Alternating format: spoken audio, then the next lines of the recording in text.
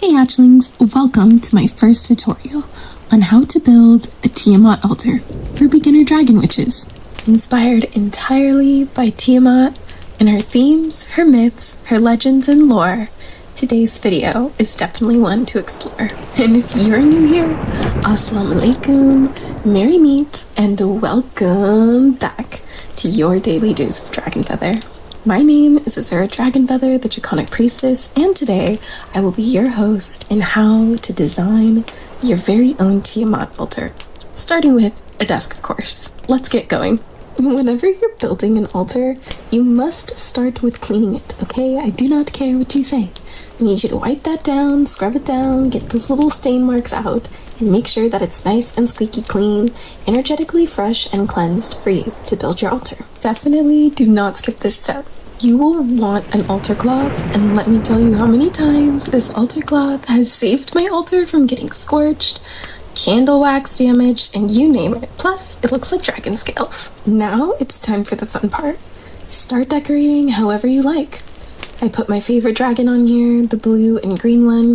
That is a book holder for my Book of Shadows, and I like symmetry, you see. So I'm running downstairs in the garage because I forgot one of my incense burners that I'm going to put on the other side of this altar. But this is something that really makes me connect with an altar, is building it symmetrically and making each piece kind of waterfall and cascade into each other. I think it is one of the key things to making an altar look truly magnificent, and regal is the word I would use. And here we are, I'm back now. So this is how I create the symmetry and balance on my altar with the two candles and the two relatively same height objects. Probably the most difficult part for people in building altars is just shuffling it around. Sometimes it's just a tedious task to take all of the items that you have and kind of mess with them, mess with their placements, shuffle them, see how they look, and ultimately place them where you feel like they look the best and where they make you happy to look at. Honestly, that is my best advice for building altars. In Tiamat's case, however, we're going based off of her myths, her archetypes, her correspondences, and just what she's known for. That means our altar is based off of the theme of seawater, salt water, the ocean, of course the hatchlings, and her being the mother of dragons or the mother of monsters, and just general dragon motherhood shenanigans. We're also going based off of her myth of her being the heavens and the earth, as well as her tears being the Tigris and Euphrates River, so there's lots of water theme in here, and all the watery type dragons and colors I could find and crystals I could find I put on here as well. We're going based off of the cosmos, off of chaos, off of the stars, the sky, the sea. All of these are intimately and intricately tied into Tiamat's legends, her myths, and of course her lore. So this is kind of what we're trying to capture here on the altar. Now, I do identify as Dragonkin, and I absolutely love the connection that I have with Tiamat as my spiritual mother, being Dragonkin, or essentially believing that I have the soul of a dragon hatchling.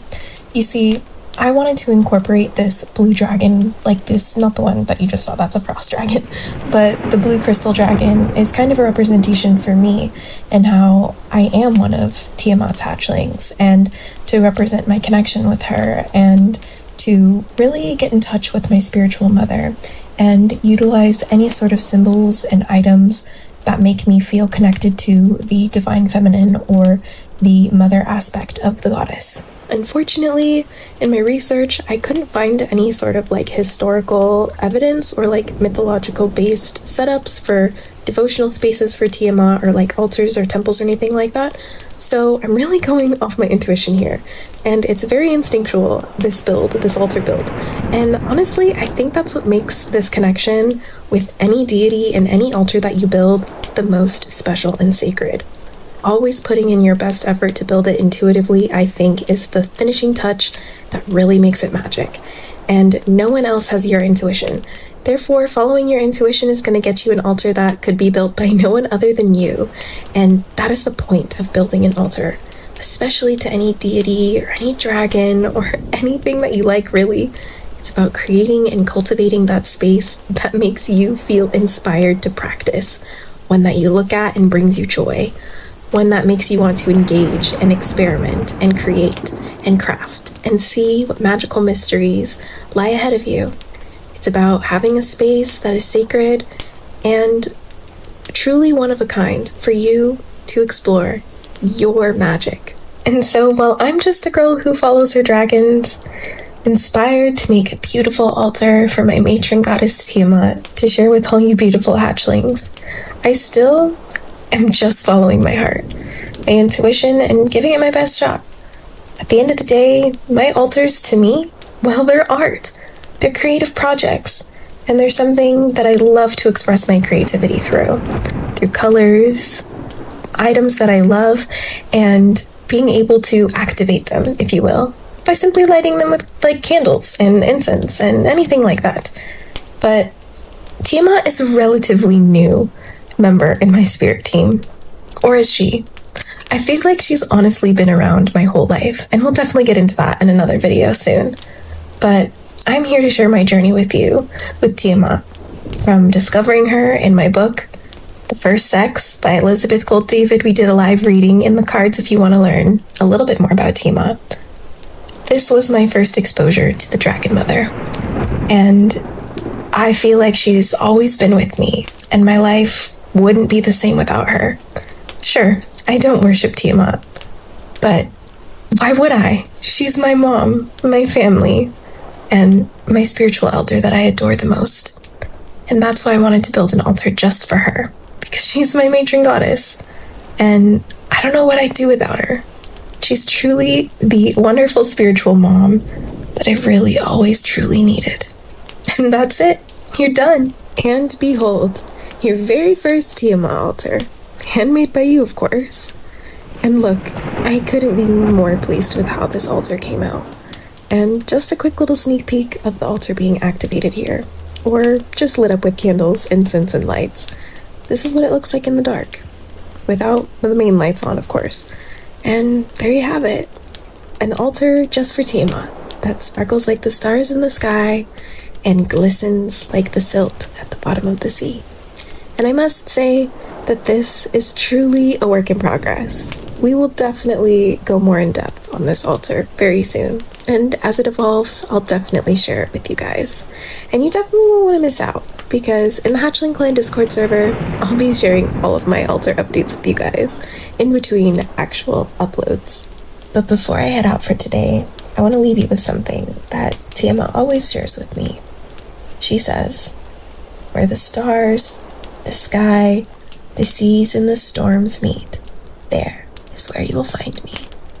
And I hope that you enjoyed today's video. Thank you so much for spending some of your day with me today, and I can't wait to see you so very soon. Let me know in the comment section below if you love Tiamat, and drop those ocean emojis if you made it to this far in the video to let me know that you're a real one. But I can't wait to see what your Tiamat altars look like. Let me know in the Hatchling Clan Discord server, or tag me in Tiamat's Hatchlings to let me know. And if you're one of the lucky ones who made it to the end of the video, don't forget to join Tiamat's Temple. It launches in June, and because you made it this far, you get to join first. But until next time, stay geeky, cheeky, and freaky, little hatchlings. Gadafis, blessed be, Amen. And please follow me so I don't get lost.